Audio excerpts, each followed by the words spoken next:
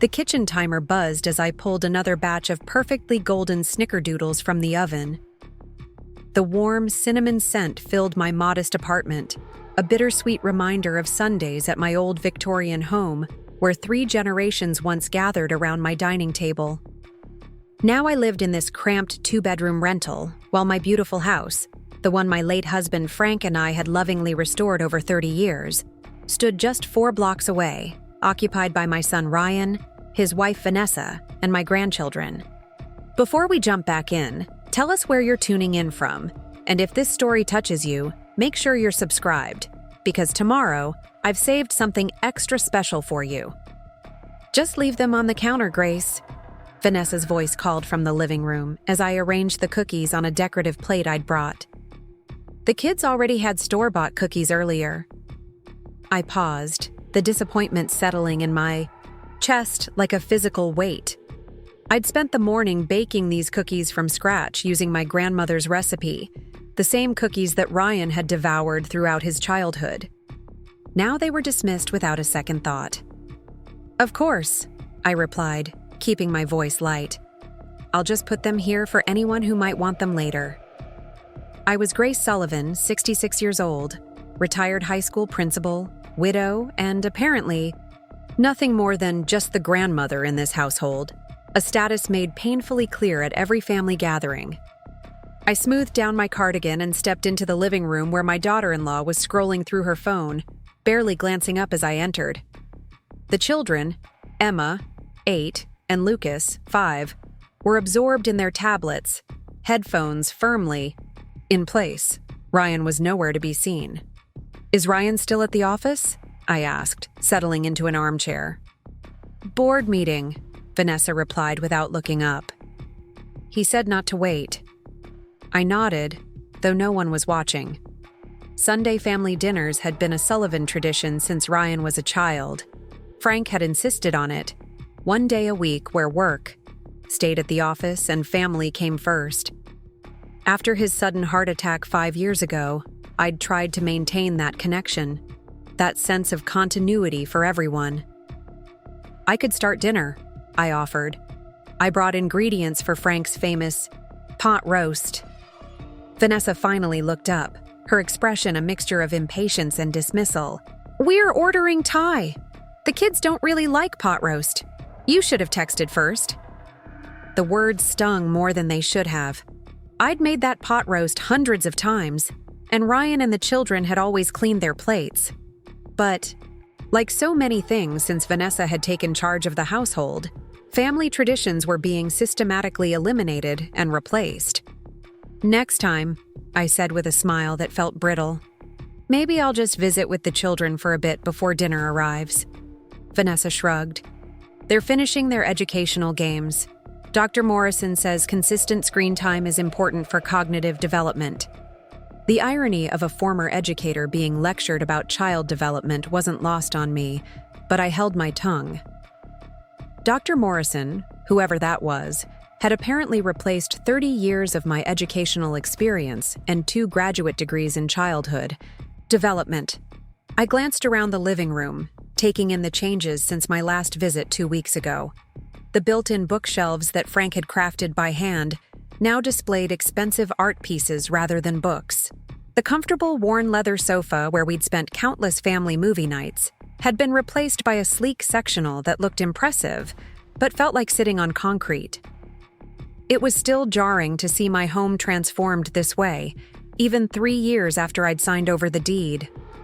The house where I'd raised my son, mourned my husband, and planned to live out my days was now an unrecognizable showcase for Vanessa's expensive taste. I hadn't planned to give up my home. After Frank died, leaving me with our fully paid-off Victorian and a modest retirement fund, I'd intended to age in place, surrounded by memories and the garden we'd nurtured together. But then Ryan lost his job during the economic downturn, just as Vanessa announced her pregnancy with Lucas. They'd been struggling with their apartment rental, and the timing seemed like fate. It's just temporary, Mom, Ryan had assured me, his eyes earnest and so much like his father's. Just until I get back on my feet. You can have the master suite, of course. I'd believed him. My son had always been honest, hardworking, the image of his father in both appearance and integrity. So I'd signed the papers, transferring ownership, with the verbal understanding that I would have a permanent place in the home. For 6 months, it had worked reasonably well. I'd kept to myself, helped with Emma, and supported Ryan through his job search. When he finally landed a position at Meridian Financial, everyone celebrated. The future looked bright. Then Vanessa's mother came to visit. Catherine Chen was everything I wasn't: sleek, sophisticated, with an aggressive confidence that dominated any room. A successful real estate developer from San Francisco, she'd taken one look at our living arrangement and pulled her daughter aside for a lengthy private conversation. The next day, Vanessa had approached me with a carefully rehearsed speech about boundaries and independence, suggesting that perhaps I might be more comfortable in my own space. "Ryan and I need to establish our family unit," she'd explained, her practiced smile never quite reaching her eyes. "And you deserve your privacy, Grace. Wouldn't you like a place where you don't have to hear children running around all day?" Ryan had looked uncomfortable but remained silent. I'd recognized the script, Catherine's words in Vanessa's mouth, but the betrayal had come from my son's silence. Within a month, I was installed in a rental apartment, my furniture and belongings either sold or stored because the place was fully furnished. The money from the sale of my personal items had been presented as a gift to help with rent, my own possessions converted into my living expenses. A sharp peal of laughter from the kitchen jolted me back to the present. Vanessa was on a video call, her voice carrying through the house she now owned. "I know. It's coming along. The renovations are almost finished. You'll have to come see it when you're back from Europe." "No, that's not an issue anymore. We've found a good arrangement." I didn't need to hear more to know I was the issue that had been conveniently arranged. I rose from the armchair, gathering my purse and the container that had held the cookie. "Oh, I think I'll head home," I announced, though no one seemed to be listening. "Please tell Ryan I stopped by." Vanessa covered the phone briefly. "Oh, you're leaving? I'll let him know. Don't forget your cookies." I paused, then nodded, retrieving the untouched plate from the kitchen. As I headed toward the door, Emma looked up briefly from her tablet. "Bye, Grandma," she said, the words automatic, her attention already returning to the screen. Lucas didn't look up at all. Outside, the setting sun cast long shadows across the street. I walked slowly toward the bus stop, the cookie plate clutched in my hands. This wasn't how I'd imagined my retirement years, alone in a rental apartment, making increasingly futile attempts to maintain a connection with my family, watching strangers erase every trace of Frank from our home. The bus was late, giving me plenty of time to reflect on how drastically my life had changed. I'd gone from respected high school principal, someone who had shaped countless young lives over 3 decades, to a barely tolerated obligation. From homeowner to tenant, from family matriarch to occasional visitor. "You okay, hun?" The bus driver's voice cut through my thoughts as I climbed aboard. "You look like you've had a rough day." Preparing and narrating this story took us a lot of time, so if you are enjoying it, subscribe to our channel. It means a lot to us. Now back to the story. I managed a smile. "Just family matters?" She nodded knowingly. "Those are always the toughest." As the bus rumbled toward my apartment complex, I thought about what family matters really meant. Frank and I had built our lives around family, not just our own small unit, but the broader concept of connection and mutual support.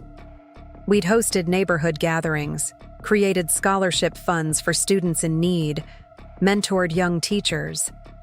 Frank had been the heart of those efforts, but I'd been the backbone, organizing, planning, maintaining the records and finances that kept everything running smoothly. While he built relationships, I built systems. It had been a perfect partnership. The memory of that partnership triggered something in me, a quiet voice that had been gradually silenced over the past 3 years. What would Frank say if he could see me now? What would the woman who had run an entire high school say to this diminished version of herself? By the time I reached my apartment, a spark had been lit. I set the cookies on my small kitchen counter and opened my laptop, one of the few possessions I'd insisted on keeping. It was time to do what I'd always done best: research, organize, and create a plan. First, I needed to understand exactly what had happened with my house. I'd signed the EDI deed transfer without much scrutiny, trusting Ryan implicitly. Now I needed details. I pulled up the county property records website, a resource I'd become familiar with during my years approving field trips and educational excursions. The information was public, easy to access with the right search terms. What I found sent a chill through me. The deed had been transferred not to Ryan, as I'd believed, but to Vanessa. Solely to Vanessa Sullivan. My son's name was nowhere on the property documents.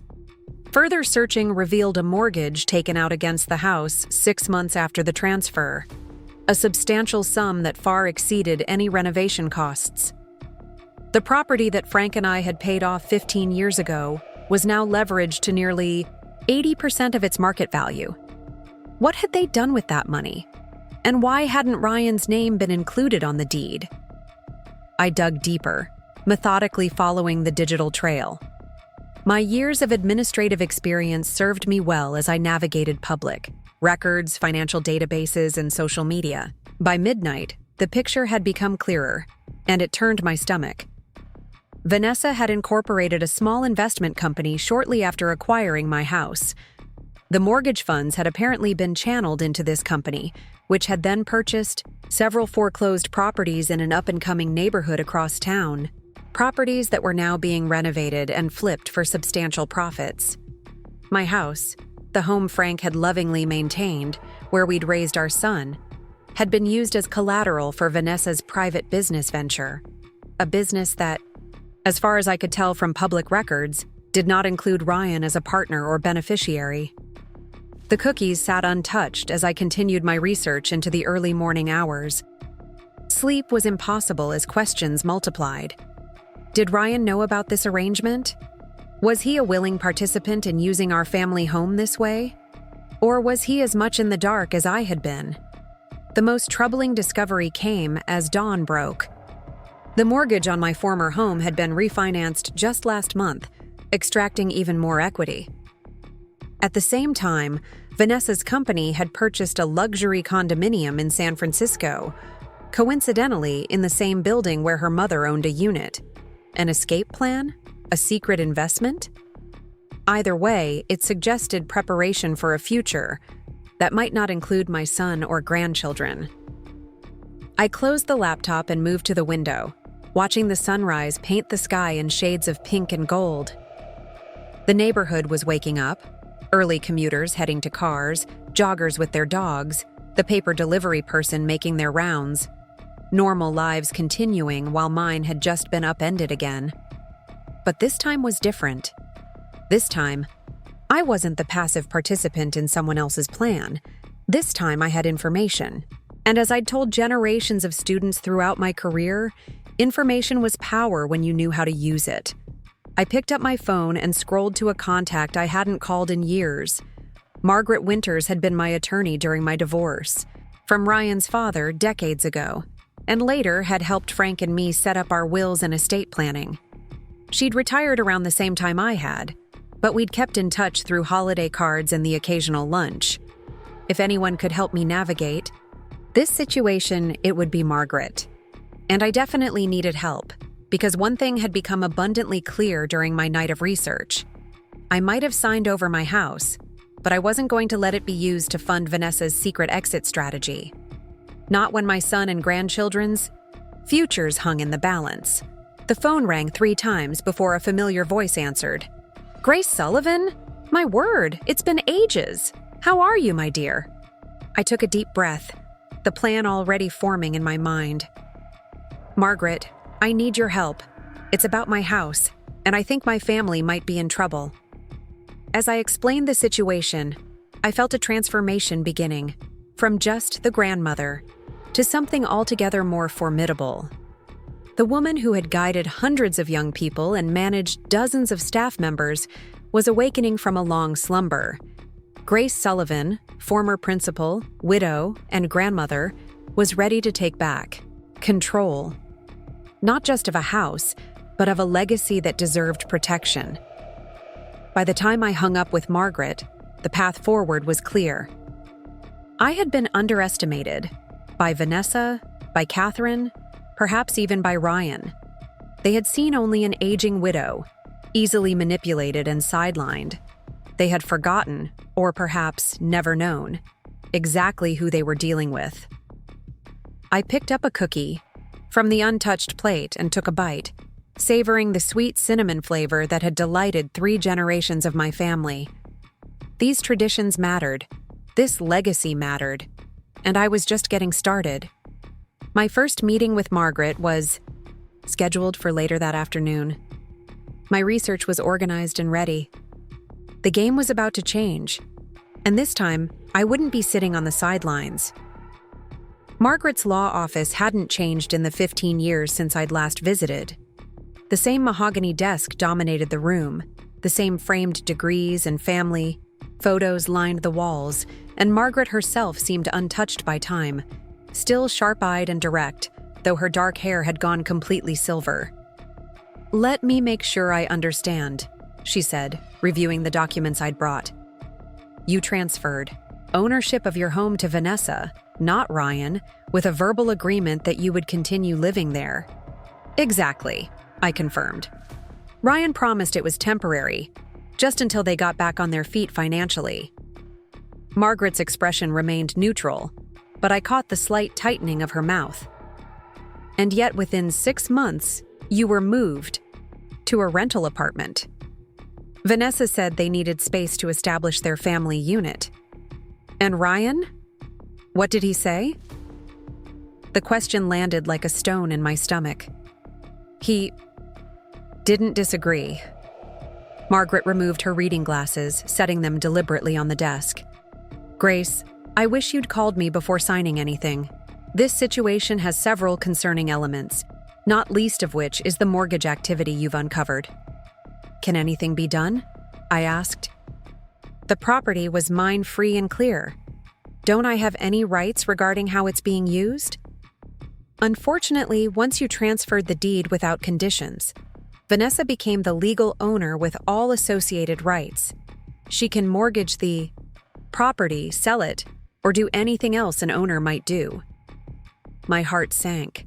"So I have no recourse." "I didn't say that."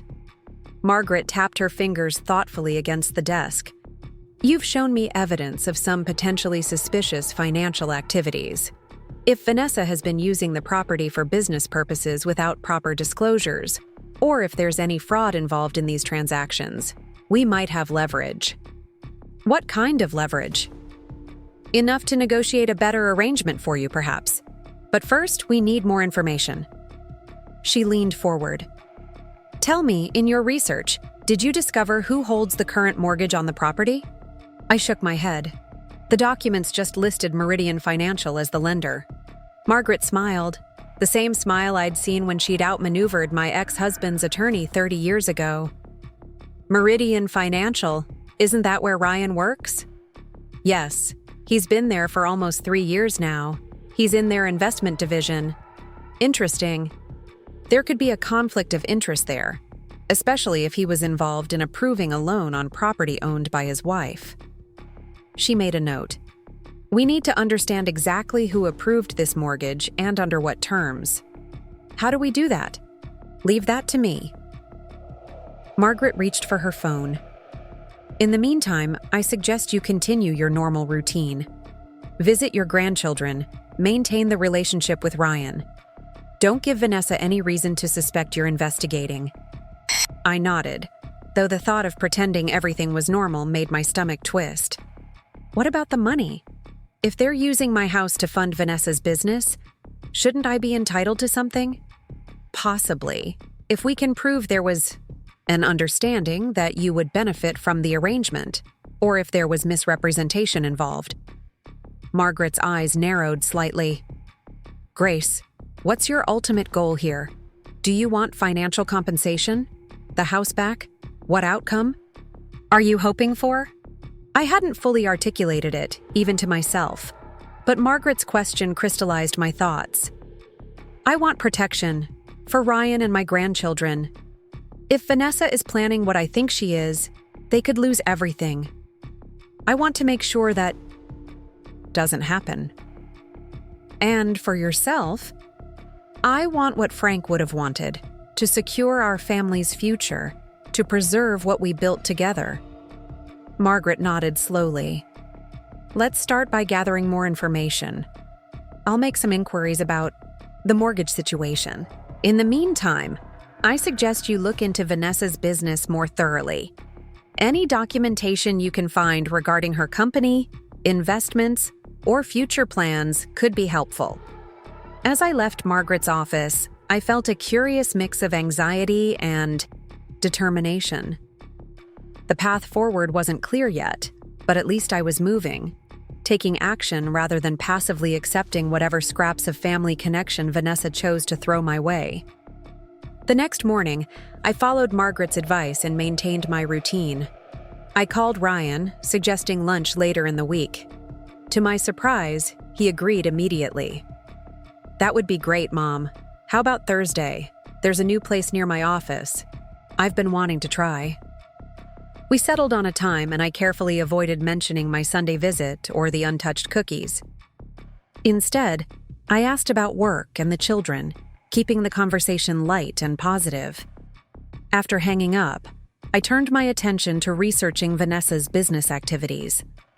As a former principal, I'd developed skills in detailed investigation, checking references, verifying credentials, tracking down information from reluctant sources. Those skills served me well now as I dug deeper into public records. Vanessa's company, Phoenix Restoration LLC, had indeed purchased 7 properties in the Westridge neighborhood. All were in various stages of renovation, based on permit applications filed with the city. The company had 3 employees on record: Vanessa as CEO, her mother Catherine as CFO, and someone named James Harmon as COO. I searched for information on Harmon and found he was a contractor with experience in luxury renovations.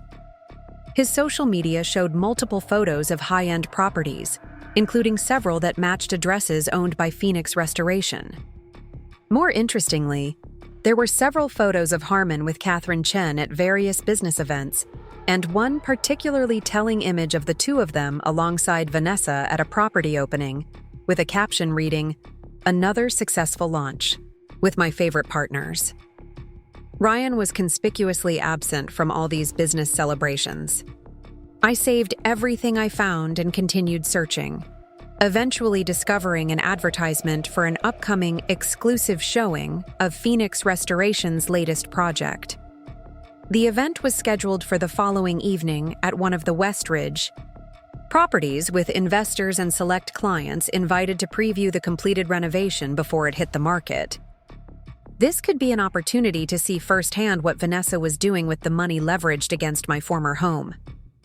I hesitated only briefly before RSVPing to the event through the company website. The confirmation email arrived moments later. Phoenix Restoration welcomes Grace Sullivan to our exclusive preview event. Either they hadn't recognized my name, or they weren't concerned about my attendance. Either way, I now had an invitation to see exactly what Vanessa and Catherine were building with my house as collateral. That evening, I carefully selected my outfit for both the preview event and my lunch with Ryan. My wardrobe had diminished considerably since moving to the apartment, but I still had a few pieces from my days as principal, classic professional items that projected confidence and authority.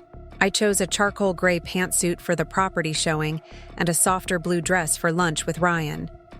As I laid them out, I caught sight of myself in the mirror, not just the grandmother Vanessa had reduced me to, but the woman who had once commanded respect from students, parents, and staff alike. That woman had been dormant for too long. The preview event was held at a beautifully restored craftsman home in Westridge. Even from the outside, The quality of the renovation was apparent. Original architectural details preserved and enhanced. Modern updates seamlessly integrated. As I approached the front door, I reminded myself to maintain the role of interested buyer or investor, not concerned mother-in-law. Inside, the house buzzed with conversation as approximately 20 people milled about, champagne flutes in hand, admiring the restoration. I accepted a glass from a passing server and began a slow circuit of the main floor, noting the high-end finishes and thoughtful design choices. It's impressive work, isn't it? I turned to find a tall man with salt and pepper hair standing beside me. His tailored suit and confident posture screamed, "Successful real estate professional." "Very impressive," I agreed. "The attention to detail is remarkable." "James Harmon," he introduced himself, extending his hand. "COO of Phoenix Restoration." So this was Vanessa's business partner. Up close, he appeared to be in his early 50s with laugh lines around his eyes and a practiced charm. "Grace Sullivan," I replied, shaking his hand. "I'm interested in your company's approach to these historical renovations. Are you in the market for a property, or perhaps looking to invest in our next project?" I smiled. "I'm exploring my options. I've always appreciated craftsmanship like this. My late husband was quite passionate about historical preservation." "Then you've come to the right place." James launched into an enthusiastic explanation of the company's philosophy, the number of properties in their portfolio, and their vision for future expansion. I listened attentively, asking questions that prompted him to reveal more details. James seemed eager to impress, mentioning planned projects in San Francisco and a possible expansion to Seattle. "Phoenix is really taking flight," he said with a wink at his own pun. "Catherine and Vanessa have assembled an impressive capital base in a very short time. We're positioned to become a major player in luxury restoration on the West Coast." "That's quite ambitious," I noted. "How many investors are currently backing the company?" "We maintain a small, select group of primary investors," James replied, his voice lowering slightly. "Quality over quantity is our philosophy. Each project is backed by carefully structured financing that maximizes returns while minimizing exposure." Before I could probe further, a familiar voice cut through the background noise. "James, there you are. The Andersons are asking about the kitchen appliances." Vanessa approached, elegant in a black sheath dress, stopping short when she recognized me. Her smile froze for a millisecond before professional poise reasserted itself. "Grace! What a surprise!" "Hello, Vanessa," I replied calmly. "You've done beautiful work here." James looked between us, confusion evident. "You two know each other?" "Grace is my mother-in-law," Vanessa explained, her tone light but her eyes wary. "I didn't realize you were interested in real estate investment, Grace." "There are many things we haven't discussed," I said, maintaining a pleasant expression. "Your company is quite impressive. Ryan must be very proud." The slightest flicker crossed Vanessa's face. "Ryan focuses on his career at Meridian, Phoenix. Is my project with Mother and James." "I see," I nodded. "Well, I won't keep you from your other guests. James was just explaining your expansion plans. It sounds very exciting." James beamed. "I was telling Grace about our San Francisco and Seattle aspirations. Her late husband was involved in historical preservation, so she appreciates what we're doing."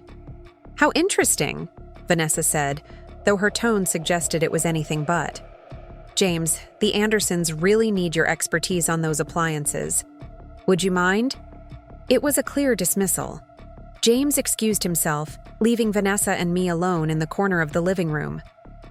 "Why are you here, Grace?" Vanessa asked, her voice low and controlled. "Professional curiosity," I replied. "The invitation was open to interested parties, and I'm certainly interested in what you're building. This isn't appropriate. These are business associates and potential buyers." "And I'm behaving completely appropriately," I countered. No one here would guess I'm anything other than a potential investor, unless you make a scene, of course.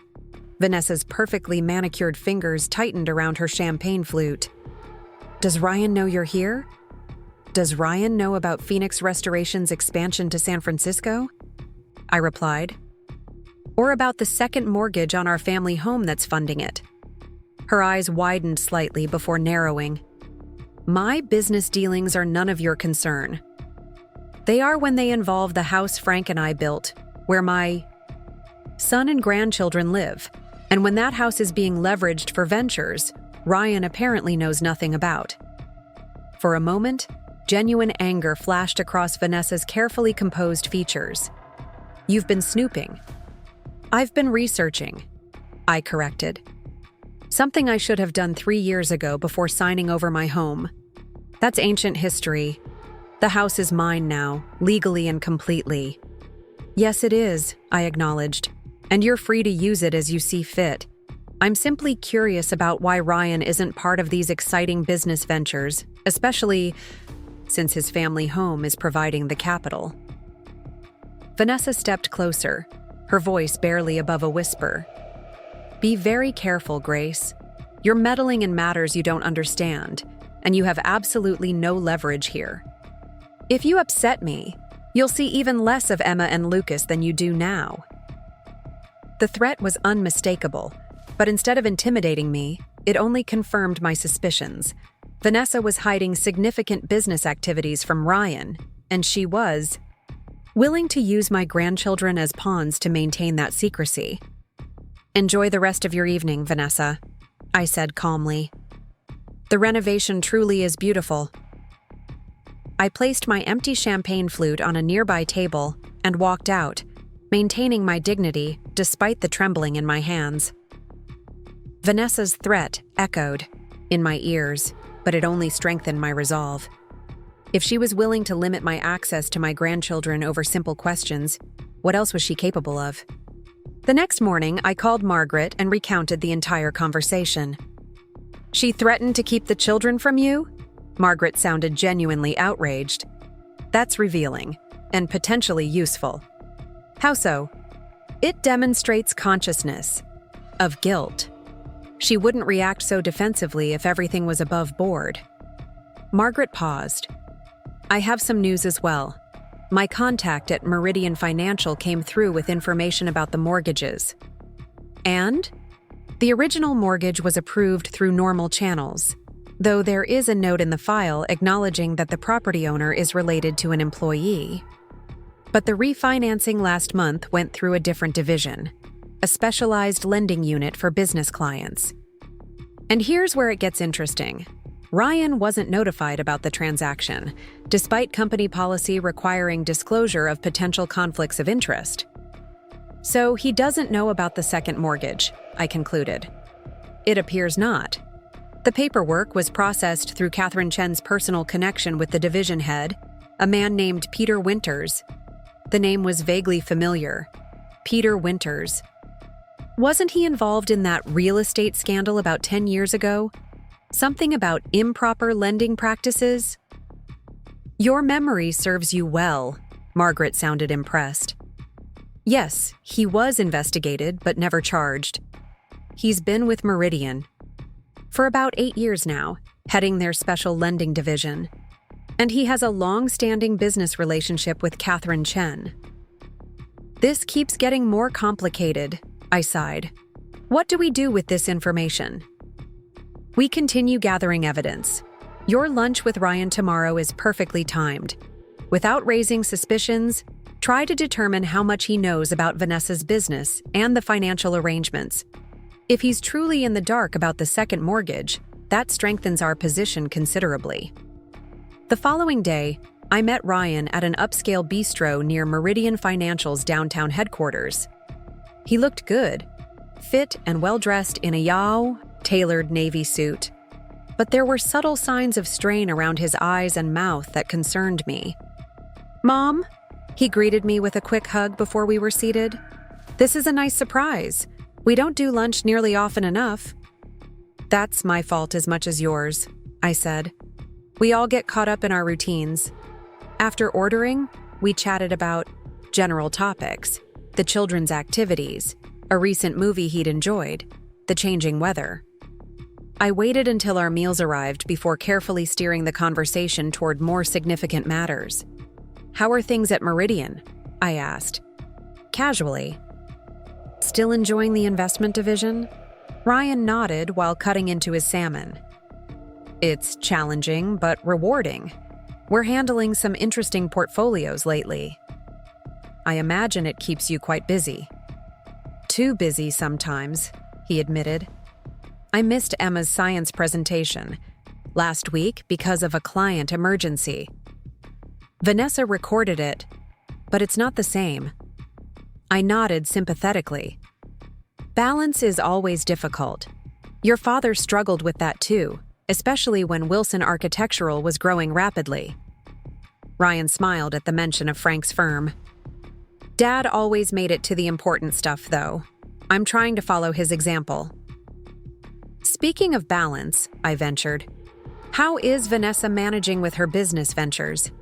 That must add another layer of complexity to your schedules." "Her interior design consulting? It's mostly flexible hours, so she works it around the kids' schedules." Ryan took a sip of water. "She's been busier lately, taking on more clients, but she seems to enjoy the creative outlet." "Interior design consulting, not Phoenix Restoration LLC, not property development, not expansion to San Francisco." I kept my expression neutral despite my racing thoughts. "That's good.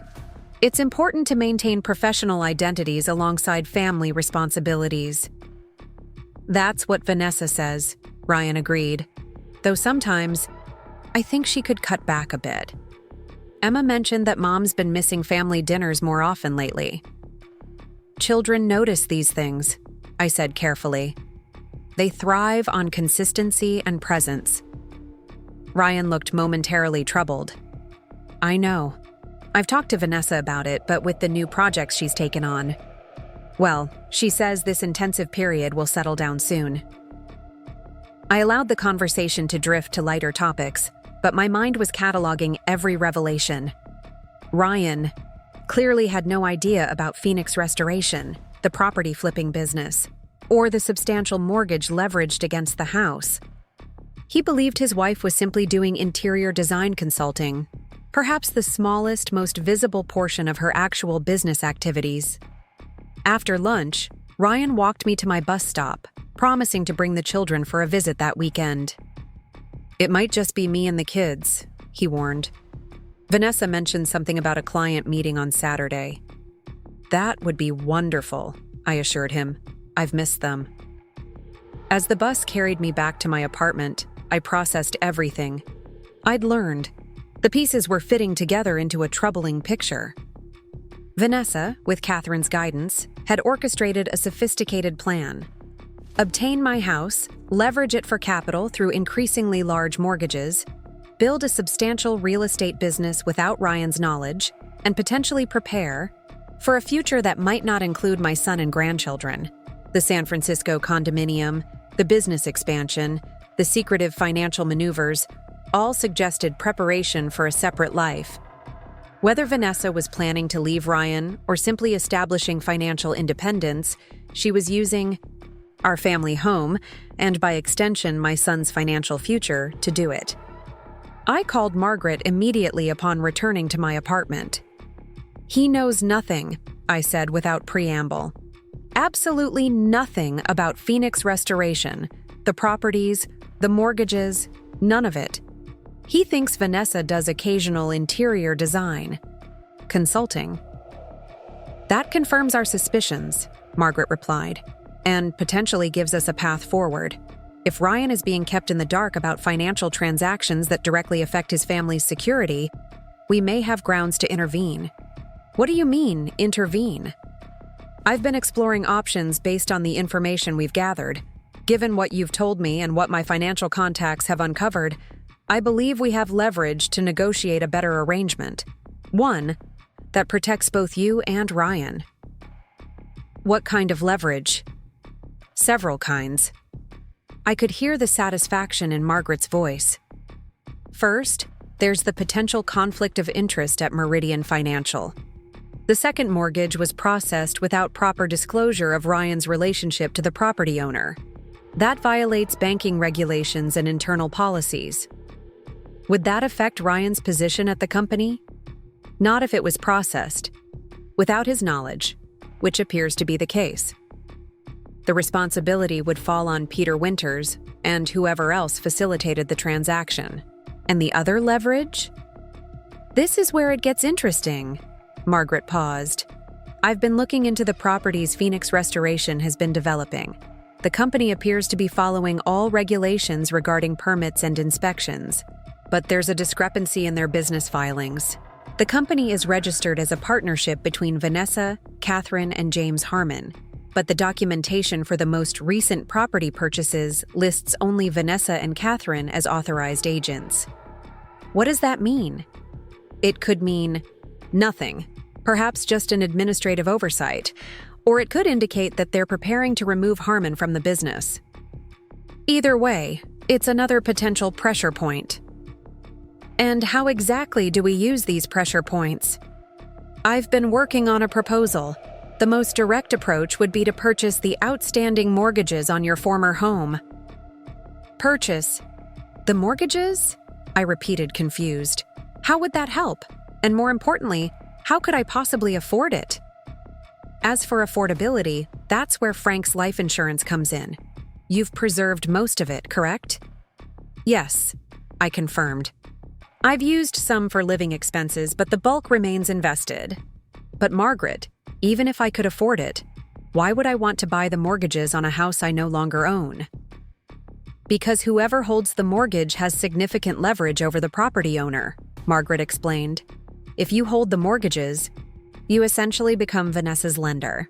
She would make payments to you, and if she defaulted, you would have recourse to foreclose. The implications slowly dawned on me. So I would have power over the house again, not as owner, but as lender. Exactly. And given what we know about Vanessa's business activities, having you as her lender rather than Meridian Financial would significantly complicate her plans. She would no longer be able to leverage the house for business purposes without your knowledge and consent. Would this hurt Ryan in any way? On the contrary, it would protect him. Right now, Vanessa is putting his home and financial future at risk without his knowledge. By controlling the mortgages, you ensure that the house can't be further leveraged or potentially lost through Vanessa's business gambles. And how exactly do we acquire these mortgages? That's where my banking contacts come in. Given the irregularities in how the refinancing was processed, Meridian might be motivated to transfer the loans quietly rather than face scrutiny. I've already made preliminary inquiries. They would sell the mortgages at face value, no discount, but no premium either. It was a bold strategy, using Frank's life insurance to buy back control of our family home, not as an owner, but as a lender. The financial mechanics were complex, but the emotional equation was simple. I would be protecting Ryan and my grandchildren from Vanessa's secretive financial maneuvers. I need time to think about this, I said finally. It's a major decision. Of course, Margaret agreed, but don't take too long. Based on what you've observed, Vanessa appears to be accelerating her plans. The sooner we act, the more options we'll have. After hanging up, I sat for a long while on my small balcony, watching the evening settle over the city. The apartment complex was quiet, except for the distant sound of children playing in the courtyard, their laughter carrying on the warm air. I thought about Emma and Lucas, about Ryan, about the home Frank and I had created together. I thought about the woman I'd become in the past 3 years, diminished, sidelined, reduced to just the grandmother who brought unwanted cookies and was kept at arm's length. As darkness fell, I reached a decision. It was time to reclaim not just my dignity, but my family's security. Vanessa had underestimated me, assuming that my age and widowhood equated to helplessness and irrelevance. She had calculated that I would quietly accept whatever role she assigned me, whatever scraps of family connection she chose to dispense. She had gravely miscalculated. The next morning, I called Margaret and set the plan in motion. "I want to proceed with acquiring the mortgages," I told her. "I want to become the owner of my family's mortgage." "Excellent," Margaret said, satisfaction evident in her voice. "I'll contact Meridian Financial today. If all goes well, we could have the paperwork ready within a week." "And Vanessa won't know until it's done?" "That's the beauty of it. Mortgage transfers happen routinely without the borrower's immediate knowledge. They'll receive notification, of course, but only after the transaction is complete." As I hung up, I felt a sense of purpose I hadn't experienced since my days as principal. Grace Sullivan was done being underestimated. The woman who had guided hundreds of young people through their education, who had managed budgets and staff and complex interpersonal dynamics for decades, was stepping back into her power. Vanessa had called me just the grandmother, a peripheral figure to be managed and minimized. She was about to discover exactly how mistaken she had been. The week that followed my decision passed in a blur of paperwork, phone calls, and strategic planning. Margaret moved with impressive efficiency, leveraging her connections at Meridian Financial to facilitate the mortgage transfer. By Friday afternoon, she called with news that sent a surge of satisfaction through me. "It's done," she announced. "As of this morning, you are officially the holder of both mortgages on the property at 1842 Maple Avenue. Congratulations, Grace. You now own approximately $2 million of debt secured by your former home." I let out a breath I hadn't realized I was holding. "And Vanessa doesn't know yet?" "The official notification will be processed next week.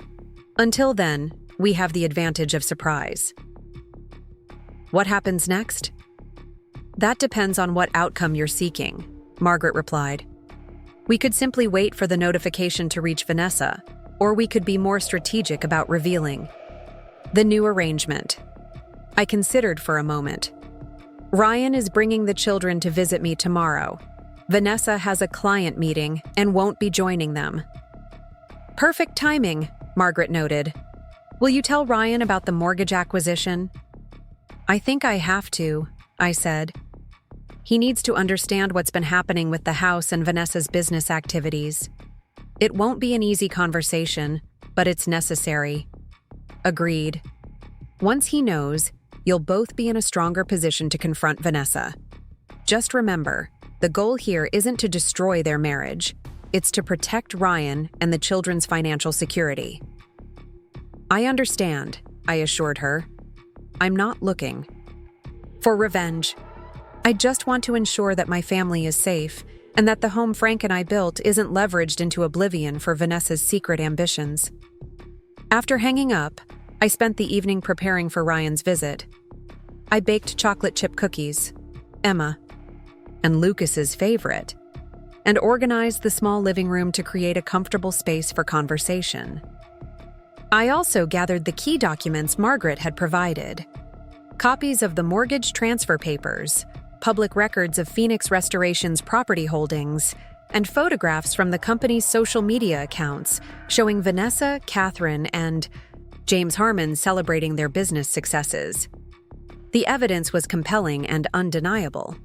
The only question was how Ryan would react to discovering that his wife had been building a separate financial life without his knowledge. Saturday morning arrived bright and clear. I had just finished arranging the freshly baked cookies on a plate when the doorbell rang. Emma rushed into my arms the moment I opened the door, while Lucas hung back slightly, offering a shy smile that melted my heart. "Grandma, we brought you a painting," Emma announced, proudly holding up a watercolor creation.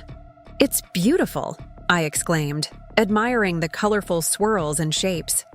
"This deserves a place of honor on the refrigerator." Ryan followed his children in, carrying a small gift bag. "We also brought you these," he said, handing it to me.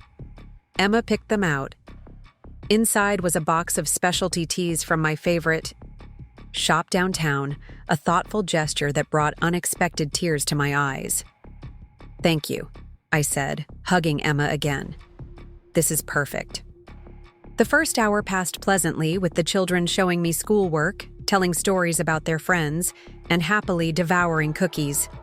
When Lucas began to yawn, I suggested they might like to watch a movie in the bedroom where I'd set up a small TV specifically for their visits. "Can we, Dad?" Emma asked, already pulling her brother toward the room. "Sure," Ryan agreed. "But just one, okay? We promised to meet Mom for dinner later." Once the children were settled with their movie, Ryan and I sat at the small kitchen table with cups of the new tea. It was the moment I'd been preparing for, yet I still found myself hesitating. "Ryan," I began carefully, "there's something important I need to discuss with you. It concerns the house and Vanessa." His expression shifted, instantly alert. "Is something wrong with the house?" "Not structurally," I clarified, "but there is a situation you need to be aware of regarding its financing." Ryan frowned. "Financing? The house is paid for. That was the whole point of you transferring it to us. No mortgage, no housing costs beyond taxes and maintenance." I took a deep breath. "That was the original situation, yes, but the house currently has 2 mortgages against it, totaling about $2 million. "What?" Ryan set down his teacup with enough force to slosh liquid onto the table. "That's impossible. I would know if we had mortgages." "The mortgages are in Vanessa's name only," I explained gently. "The first was taken out 6 months after the property transfer, the second just last month." Ryan's face paled. "There must be some mistake. Vanessa would have told me about something that significant." Instead of arguing, I reached for the folder of documents I'd prepared. "I wish it were a mistake, Ryan, but these are the official records. The deed is in Vanessa's name alone, and she has leveraged the property substantially." As Ryan reviewed the documents, his expression cycled through disbelief, confusion, and finally, a dawning anger. Why would she do this without telling me? What happened to the money? This was the most difficult part. I slid across the public records showing Phoenix Restoration's property acquisitions, followed by the social media photographs documenting the business activities Vanessa had concealed. "She's been building a real estate development business with her mother," I explained. "They've purchased and renovated 7 properties in Westridge so far, with plans to expand to San Francisco."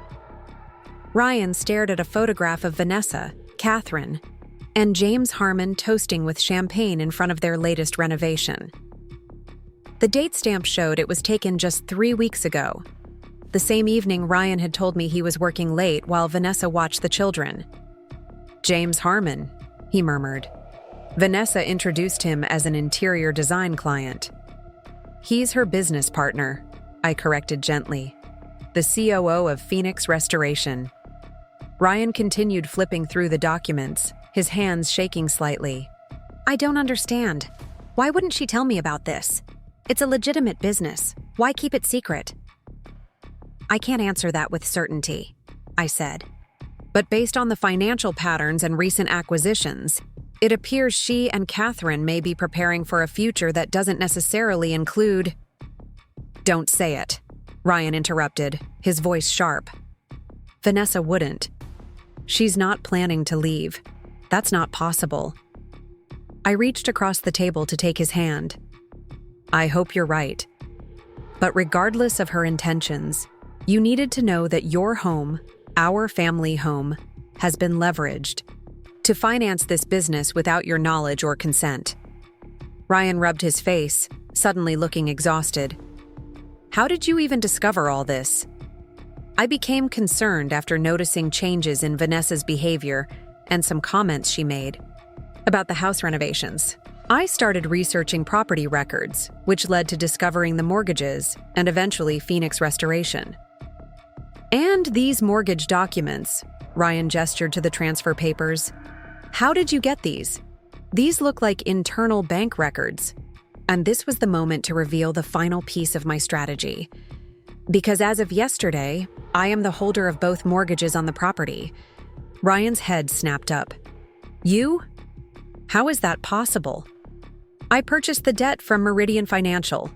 The mortgages are now payable to me instead of the bank. For a long moment, Ryan simply stared at me, processing this information. Then, surprisingly, a small smile began to form. You bought our mortgages. You're now essentially our lender. I nodded. It seemed the most effective way to protect everyone's interests. Mom. Ryan shook his head, his smile growing despite the gravity of the situation. That's the most aggressive chess move I've ever seen. Dad would be impressed. I like to think he would, I agreed, relieved that Ryan understood my intentions. This isn't about punishing Vanessa or interfering in your marriage. It's about ensuring that the home Frank and I built, the home where my grandchildren live, isn't put at risk through financial maneuvers you weren't even aware of. Ryan nodded slowly, his initial shock giving way to a more calculated assessment. So, what happens now? Vanessa doesn't know you've acquired the mortgages, does she? Not yet. The official notification will be processed next week. I want to be there when she finds out, Ryan said, a new determination in his voice. I want to see her face when she realizes what's happened. I hesitated, sensing the hurt and anger beneath his words. Ryan, please remember that confrontation isn't the goal here. The goal is to establish transparency and protection for your family. I understand that, he assured me, but I also need answers from my wife about why she's been building a separate financial life behind my back. Before we could discuss further, Emma appeared in the doorway. The movie's over, Dad. Can we have more cookies? Ryan visibly collected himself, forcing a smile for his daughter. Just one more, sweetie. We'll need to leave soon to meet Mom for dinner. As the children enjoyed their additional cookies, Ryan and I worked out a plan. He would not confront Vanessa immediately, but would instead wait for the official mortgage notification to arrive. In the meantime, he would begin his own investigation into Phoenix Restoration and Vanessa's business activities. I have access to financial databases through work, he explained quietly as the children gathered their things. I can look into their investment patterns and cash flow without raising any alarms. Just be careful, I cautioned. Remember that Peter Winters at Meridian was involved in processing the refinancing. There may be connections between him and Catherine that could complicate matters.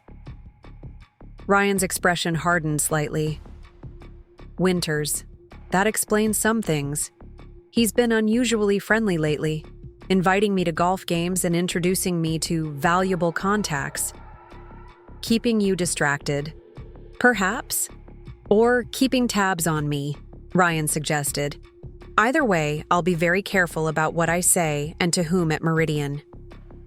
As they prepared to leave, Ryan hugged me tightly. Thank you, Mom, for looking out for us, for not giving up on our family. I'll always look out for you and the children, I promised. That's what family does.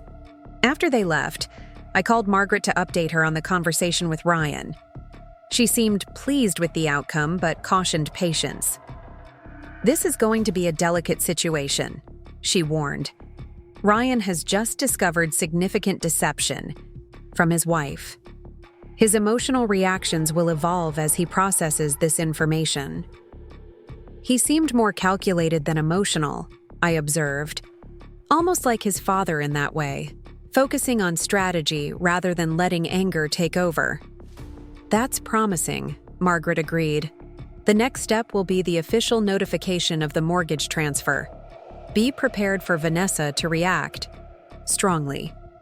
She'll likely contact you directly once she realizes what's happened.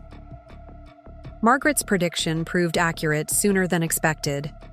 The very next evening, my doorbell rang repeatedly, followed by aggressive knocking.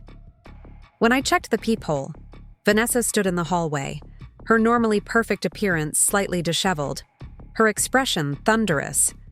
I took a deep breath and opened the door. "What do you think you're doing?" she demanded, pushing past. me into the apartment without waiting for an invitation. "Good evening, Vanessa," I replied calmly, closing the door. "I assume you've learned about the mortgage transfer." "Learned about it?" "I received an email from Meridian Financial notifying me that both mortgages on my house have been sold to you," she spat. "This is completely unacceptable. You had no right to interfere in my financial affairs." "I had every right to purchase debt that was legally available for sale," I countered. "As the holder of those mortgages, I'm now your lender. Nothing more complex than that." "This is about control," Vanessa accused. "You couldn't stand that I had the house, that I was making decisions without consulting you, so you found a way to force yourself back into the picture." I moved to the kitchen table, gesturing for her to sit. "This isn't about control, Vanessa. It's about protection for Ryan and the children." She remained standing, arms crossed defensively. "They don't need protection, especially not from me. I'm building a successful business that will secure our family's future." "A business Ryan knows nothing about," I pointed out. "A business funded by leveraging the family home without his knowledge or consent." Something flickered across Vanessa's face. Surprise, perhaps, that I knew the extent of her secrecy. "My business arrangements are separate from my marriage. Ryan focuses on his career. I focus on mine." "Except your career is built on assets that should belong to both of you," I said. "The house Frank and I built, the home where your children are growing up, is now carrying $2 million in debt that Ryan wasn't even aware existed." "That's between Ryan and me," Vanessa snapped. "It has nothing to do with you. I want those mortgages transferred back to Meridian immediately." I shook my head. "That's not going to happen. The transfer is complete and legal. Your monthly payments will now come to me instead of the bank." "This is outrageous." Vanessa paced the small living room. "I'll fight this. I'll have my lawyer challenge the transfer." "On what grounds?" I asked mildly. "Nothing illegal or unethical occurred. Debt is bought and sold every day." Vanessa stopped pacing, her calculating mind clearly reassessing the situation. "What do you want, Grace? Money? A place in the house again? What's your price for transferring these mortgages to me directly?" "This isn't a negotiation," explained. "The mortgages stay with me, ensuring that the house isn't further leveraged or put at risk through business ventures Ryan isn't even aware of." "Ryan doesn't need to be involved in every financial decision," Vanessa argued. "He's busy with his career. Phoenix Restoration is my project with Mother." "And James Harmon," I added, "though I notice his name has been removed from the most recent property acquisitions. Are you planning to edge him out of the business like, you've excluded Ryan?" Vanessa's eyes narrowed. "You've been thorough in your snooping." "Research," I corrected again. "A skill I developed over 30 years in education." For a moment, Vanessa was silent, reassessing me with new eyes. I was no longer just the grandmother, the aging widow to be managed and sidelined. I had revealed myself as an opponent worthy of respect, or at least caution. "This changes nothing," she said finally. "The house is still in my name. I can sell it tomorrow if I choose to." "You could," I acknowledged. "But the mortgages would need to be paid off from the proceeds before you'd see any profit. And given the amount you've borrowed against the property, that profit would be minimal." Vanessa's perfectly manicured nails tapped against her designer handbag as she considered her options. "Ryan put you up to this, didn't he? He discovered the business and convinced you to interfere." "Actually, I discovered your secret financial activities first and informed Ryan yesterday. He was completely unaware of Phoenix Restoration or the mortgages until I showed him the documentation." This revelation visibly startled her. "You told Ryan?" "Of course," I replied. "He had a right to know that his family home had been leveraged without his knowledge." "He had no right to know about my business affairs," Vanessa countered, though her voice held less conviction now. When those affairs directly impact his home and financial security, he has every right, I said firmly. Just as you would expect. Transparency from him if he were making similar decisions without your knowledge. Vanessa moved to the window, looking out at the darkening sky. When she spoke again, her voice had changed, becoming more controlled and pragmatic. What exactly are you hoping to accomplish here, Grace? Do you expect me to close my business? Return the house to you? What's your end game? Transparency. And security, I answered. I want Ryan fully informed about the financial obligations attached to the family home. I want assurance that my grandchildren's home isn't at risk from business ventures they know nothing about. And yes, I would like Phoenix Restoration to operate with full disclosure to all affected parties, including Ryan. Vanessa turned back to face me. And if I refuse? If I continue operating my business as I see fit? Then I'll continue holding the mortgages, ensuring that the house cannot be further leveraged without my knowledge and consent. I paused. And Ryan will continue his own investigation into Phoenix Restoration's finances and partnerships. This last point seemed to land with particular impact. Vanessa's composure slipped momentarily. Ryan has no access to Phoenix's records, she said quickly, too quickly. Perhaps not directly, I acknowledged. But as a financial analyst at Meridian with connections throughout the banking industry, he has resources you might not have considered. For the first time, genuine uncertainty crossed Vanessa's features. She hadn't anticipated this level of counterplay. Not from me, whom she had dismissed as irrelevant, and not from Ryan, whom she had apparently underestimated as well. I need to go, she said abruptly, gathering her handbag. This conversation isn't over, Grace. I didn't expect it would be, I replied, walking her to the door. But perhaps the next one can include Ryan as well. After all, these matters affect your entire family. After Vanessa left, I sank onto the sofa, emotionally drained but oddly satisfied. The confrontation had gone largely as Margaret had predicted. Initial anger and attempts at intimidation, followed by a reassessment and strategic retreat when those tactics proved ineffective. Now would come the more difficult part: facilitating. A resolution that protected Ryan and the children while allowing for the possibility of healing within their family.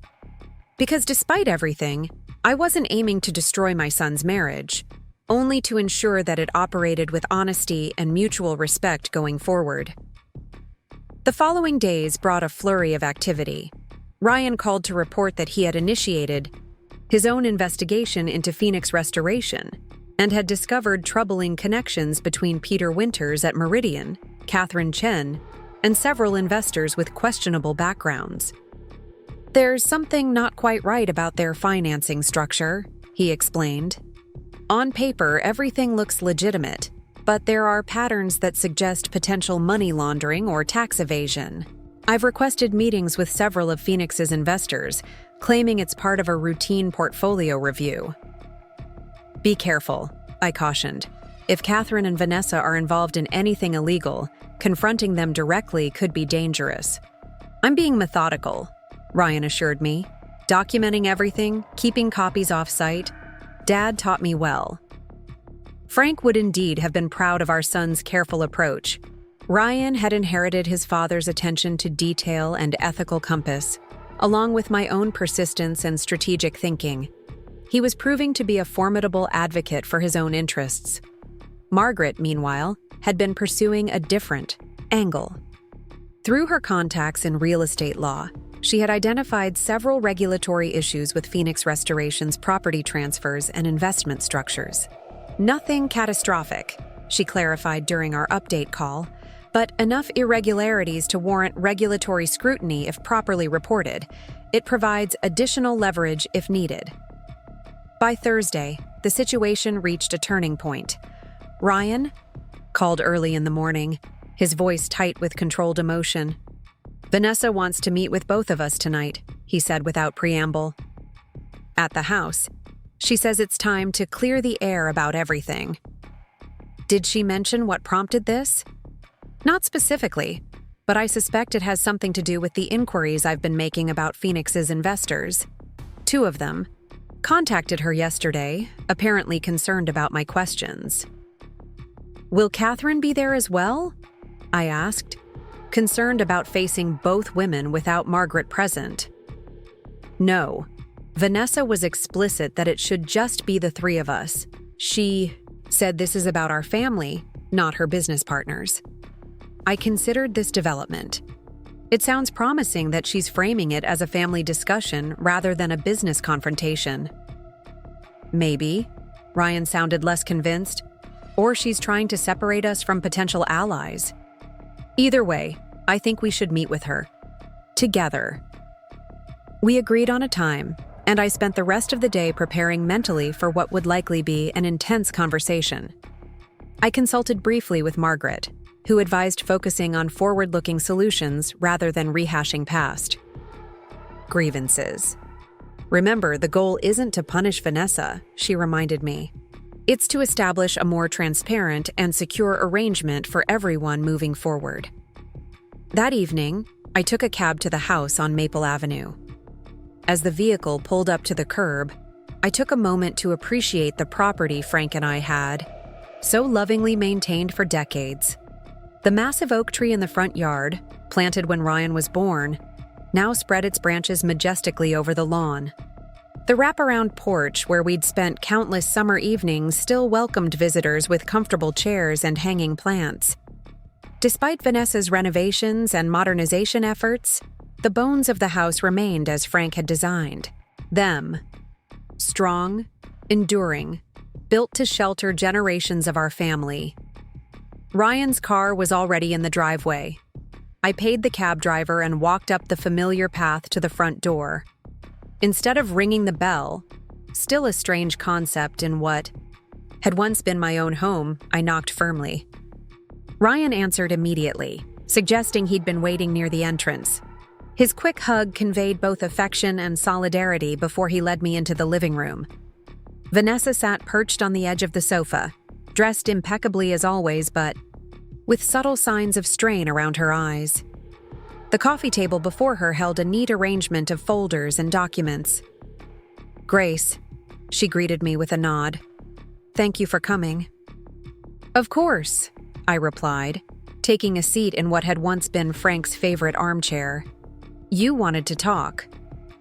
Ryan settled into the chair beside mine, forming a united front that didn't escape Vanessa's notice. Her eyes flicked between us, assessing the changed dynamic since my revelation of her secret financial activities. "I've been doing a lot of thinking over the past few days," Vanessa began, her voice carefully modulated.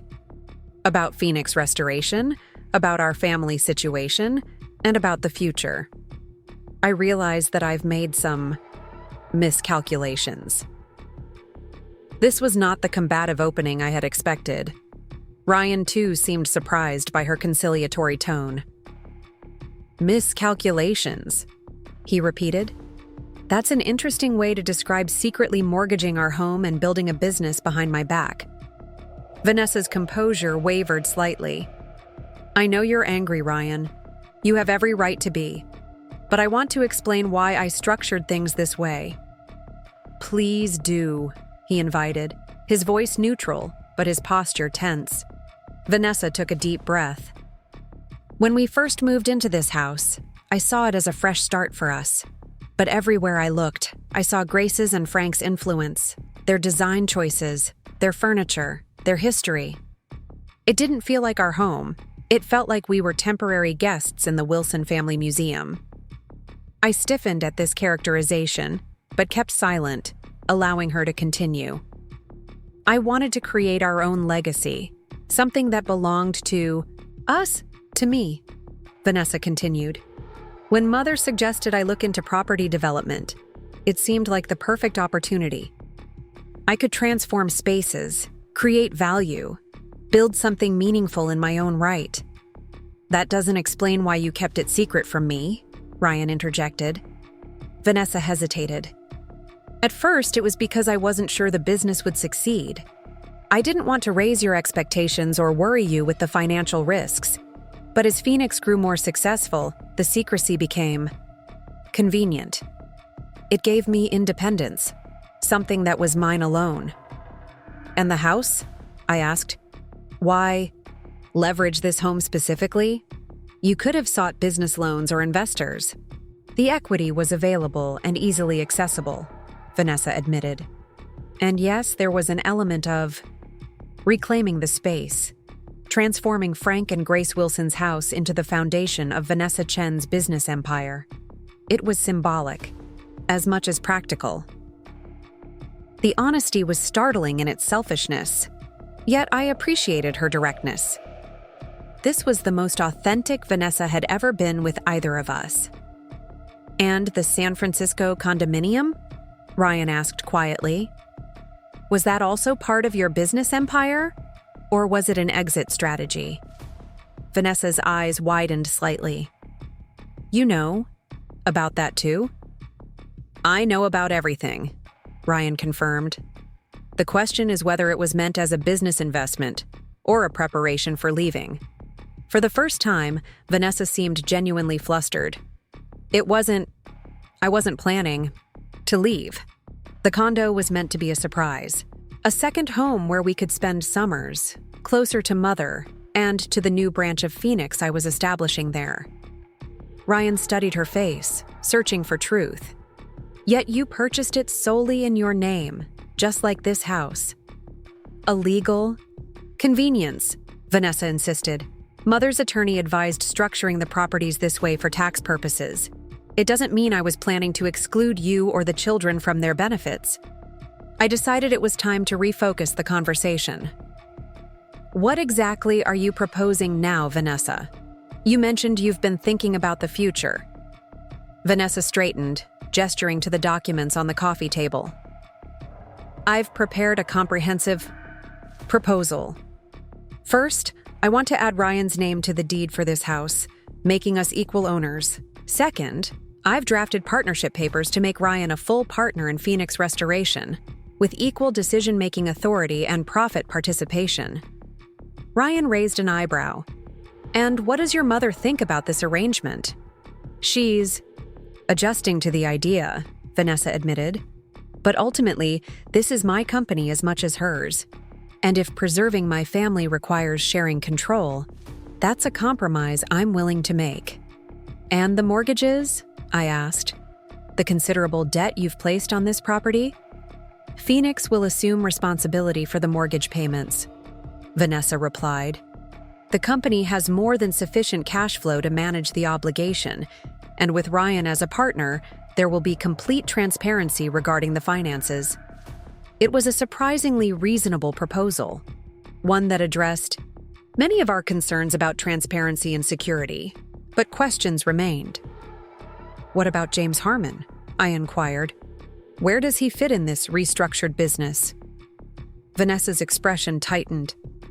James's role has become complicated. There have been some irregularities in his management. Of the renovation projects that Mother and I are currently investigating, he may be transitioning out of the company. Ryan leaned forward. And Peter Winters at Meridian? What's his connection to Phoenix Restoration? A flash of alarm crossed Vanessa's face before she controlled it. Peter is an old friend of Mother's who has been helpful with financing advice. Nothing more significant than that. Ryan and I exchanged glances, both recognizing the evasion. There was clearly more to the relationship with Winters than Vanessa was acknowledging, but pursuing that line of questioning might derail the productive direction of our conversation. Your proposal has merit, I said finally, but I have a counter-proposal regarding the mortgages. Vanessa tensed visibly.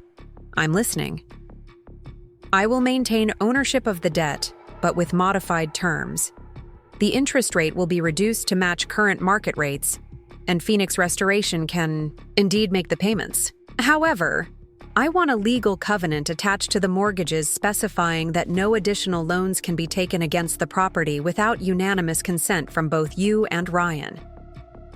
That's reasonable, Vanessa conceded, though reluctance tinged her voice.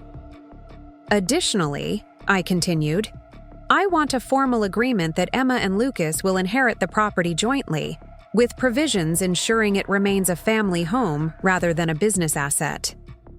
Ryan nodded approvingly at this condition, which clearly aligned with his own priorities. Vanessa considered for a moment, then slowly nodded.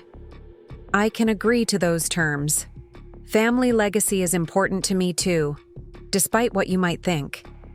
For the next hour, we worked through the details of our agreement, identifying points that would need legal review and documentation.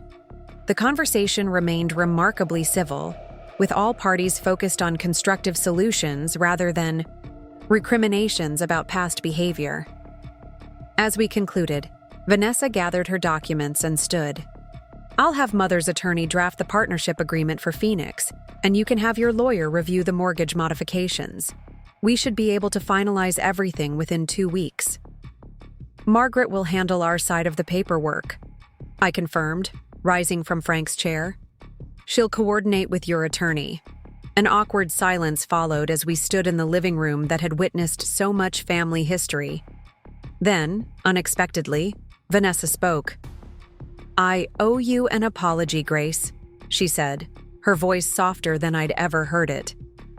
I've been dismissive and disrespectful. I saw you as an obstacle rather than as the foundation of this family. That was wrong of me. The admission caught me completely by surprise. Thank you, Vanessa. That means a great deal. Don't mistake me, she added with a hint of her usual sharpness. I still think you're interfering and controlling, but you're also intelligent, strategic, and fiercely protective of your family. Those are qualities I can respect, even when they're directed against me. It wasn't quite reconciliation, but it was acknowledgement. A significant shift from being dismissed as just the grandmother to being recognized as a formidable advocate for my family's welfare. As Ryan walked me to my waiting cab, he squeezed my hand. You know this isn't over, right? There's more to the situation with Winters and Catherine than Vanessa is admitting. I know, I agreed, but we've made progress.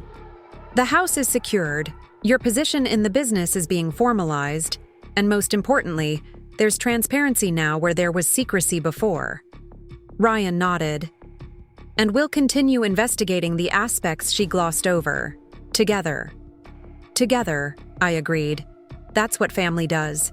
3 months later, I sat on the porch of the house on Maple Avenue, watching Emma and Lucas play in the autumn leaves Frank's oak tree had generously scattered across the lawn. Inside, Ryan and Vanessa were reviewing the quarterly financial reports for Phoenix Restoration, which had recently undergone significant restructuring. The investigation into Peter Winters' activities had indeed revealed troubling connections to Catherine Chen and several investors. While falling short of provable illegal activity, the evidence had been concerning enough for Meridian Financial to quietly encourage Winters' resignation. Catherine, recognizing the changing dynamics, had reduced her role in Phoenix to that of a silent investor, allowing Ryan and Vanessa to assume full operational control. The mortgages remained in my name, a financial arrangement that had proven unexpectedly beneficial for everyone. The reduced interest rate saved Phoenix thousands of dollars monthly, while the legal covenant I'd insisted upon ensured the property couldn't be leveraged without both Ryan and Vanessa's agreement. Most significantly, my relationship with Vanessa had evolved from antagonistic to cautiously respectful. We would never be close. Our personalities and priorities were too different for genuine warmth. But we had reached an understanding based on mutual recognition of each other's strengths and contributions to the family. Grandma, watch this, Emma called, executing a cartwheel through the fallen leaves. Beautiful, sweetheart. I applauded her effort. You're getting so good at those. Lucas, not to be outdone, attempted his own version. More of a tumble than a cartwheel, but adorable nonetheless. The front door opened and Ryan stepped out, carrying a tray with cups of hot cider. Financial review complete, he announced, setting the tray on the porch table. Phoenix had its best quarter yet. Congratulations, I said, accepting a steaming cup. How is Vanessa handling the expansion to Seattle? Better than expected, Ryan replied, settling into the chair beside mine. Having James Harmon managing, the San Francisco operation independently has freed her to focus on the new market. After the revelations about Winters, Vanessa had reconsidered her plans to edge Harmon out of the business. Instead, they had restructured Phoenix into regional divisions, with Harmon taking full responsibility for California operations, while Ryan and Vanessa focused on expansion in the Pacific Northwest. And the children? Are they adjusting to having both parents involved in the business? Ryan smiled. Actually, yes. Vanessa has become more structured with her time, making sure she's present for dinner and bedtime stories. And I've been bringing Emma to some of the renovation sites on weekends. She has quite an eye for design details. I sipped my cider, savoring both its warmth and the moment of family connection, something that had seemed so precarious just months ago. Vanessa appeared in the doorway, her tablet in hand. The virtual tour of the Seattle property is ready if you'd like to see. Grace, I'd love to, I replied, genuinely interested in the business that now united our family rather than dividing it. As Vanessa joined us on the porch, I reflected on the journey we'd all taken, from being dismissed as just the grandmother, a peripheral figure to be managed and minimized. I had reclaimed my role as family matriarch, protector of legacy, and ultimately, the owner of their mortgage. But the true victory wasn't in the financial leverage I'd gained, or even in the respect I'd earned from Vanessa. It was in preserving the family unit, ensuring that Emma and Lucas would grow up with the security and continuity Frank and I had always envisioned for our descendants. The house on Maple Avenue would continue to shelter generations of our family, its story enriched rather than erased by the next chapter Vanessa and Ryan were writing together. Frank would have been proud. Up next, you've got 2 more standout stories right on your screen. If this one hit the mark, you won't want to pass these up. Just click and check them out.